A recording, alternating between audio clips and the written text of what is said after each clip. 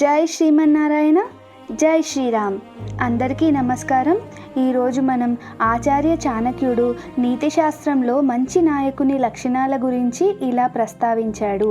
మంచి నాయకుడికి ఉండాల్సిన లక్షణాలేమిటి, ఎప్పుడు ఎలా అనుసరించాలి అనే విషయాలను తెలుసుకుందాం. మొదటిది సహనం.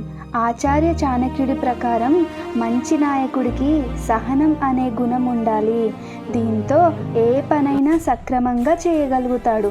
ఓపిక పట్టడం ద్వారా మీరు ఖచ్చితంగా కష్టానికి తగిన ఫలాలు పొందుతారు.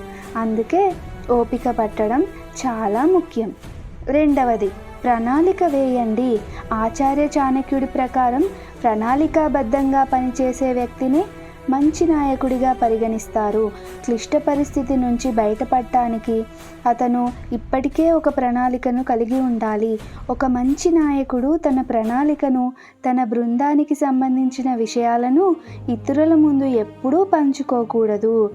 ఇలా చేయడం ద్వారా భవిష్యత్తులో ఎవరైనా ప్రయోజనం పొందడం లేదా నష్టం చేకూర్చే ప్రమాదం ఉంటుంది.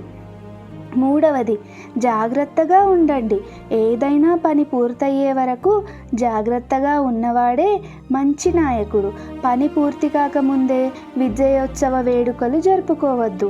అందుకే మంచి నాయకుడు అనుకున్న ప్లాన్ సక్సెస్ అయ్యే వరకు జాగ్రత్త పడాలి.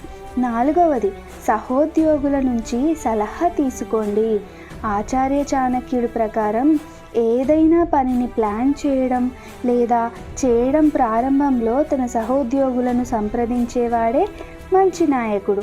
ఇది పనిలో సృజనాత్మకతను పెంచుతుంది, విజయం చేకూరేలా చేస్తుంది.